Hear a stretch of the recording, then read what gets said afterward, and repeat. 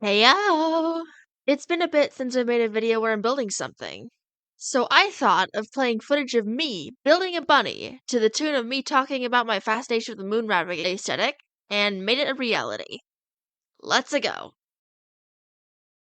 Before I get to the part about my fascination with the motif, I want to establish some context for the notion of a moon rabbit while also sprinkling in some of my own takes.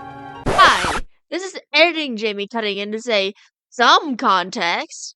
That's like most of this video. But anyways, carrying on. But before I get to that, I wanted to clarify that I'm going to talk about the mythological end of things rather than the spaceflight stuff because I'm not too well versed in the space stuff.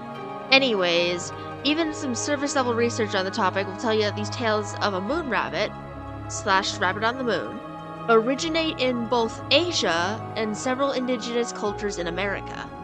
In regards to the why, a common thread seemed to be that the peoples who would later tell stories of the moon rabbit looked up at the near side of the Earth's moon and saw the shape of a rabbit on its surface. A textbook pareidolia interpretation. From that point onwards, cultural evolution in those regions took the reins of this idea, and in some cases, these cultures would later spawn celebrations that referenced those stories of a lunar rabbit. I'll put a pin in that for later. Much like any mythological motif, there's several different takes on the moon rabbit. In a Mesoamerican creation myth, the god Nanahuatzin, I'm doing my best to pronounce these names, I promise, bravely sacrificed himself to become the fifth sun. But when it came time to make the moon, this other god, Texas-Tecatl, hesitated enough that either the remaining gods threw a rabbit in his face to dim his light, or that Texas-Tecatl was shaped like a rabbit when he was sacrificed to become the moon. Here I am sorry,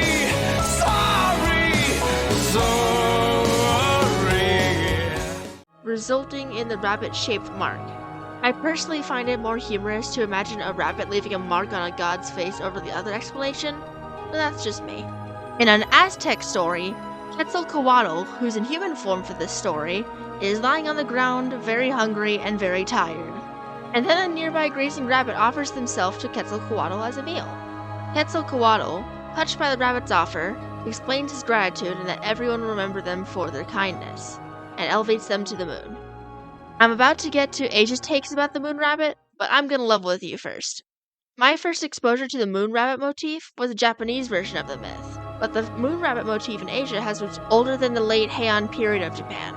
To my shock, the oldest appearance of the moon rabbit in Asia dates back to as early as the 2nd century BCE, otherwise known as over 2,000 years ago.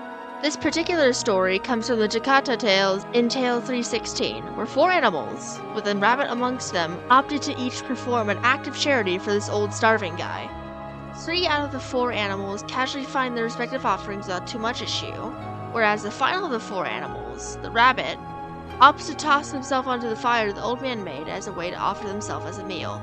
To the animals' shock, they find the rabbit isn't in their next life, and that the old man was Sakra, a big deal of a god in Buddhism. In awe of the rabbit's virtue, Sakra drew the likeness of the rabbit on the moon, and later the rabbit is credited as being a bodhisattva. Time to take that pin out, because when Buddhism made it to China, combined forces with local customs, then simmered for a long time, the Mid-Autumn Festival started being a semi-popular celebration in the Tang Dynasty. That celebration featured the moon rabbit in the foreground before going to even more places. Holy shit. I just talked about the background for 600 words. Anyways, my hyperfixation on mythology aside, I've been fascinated with the idea of the moon rabbit motif for a while, and I think it started, over a decade ago. That's because I was watching a certain Let's Player, Chuck Conroy, play through Okami for the first time, and loved every detail about the game, including the game's various brush gods. The ones that stuck with me most included Neragami, and then also Yumigami, aka the moon rabbit of the bunch.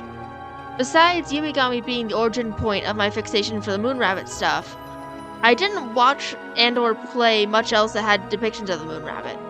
But then Brain comes running in with a steel chair. To summarize, thanks to a certain Tumblr post I stumbled across, I've been trying to workshop some moon rabbit people into at least one fictional story of mine. Despite Brain having slammed me with the drive to make it happen, I keep faltering on several factors for these little lunar bunnies, including A. How rabbit looking do I want them? B. Are they actually from space or not? And C. How magical are they? And you know what? I really can't make up my mind with these little guys. I'm willing to blame this on my general indecisiveness, but oh my gods, I want it to stop! I want to make something with these little moon rabbits happen!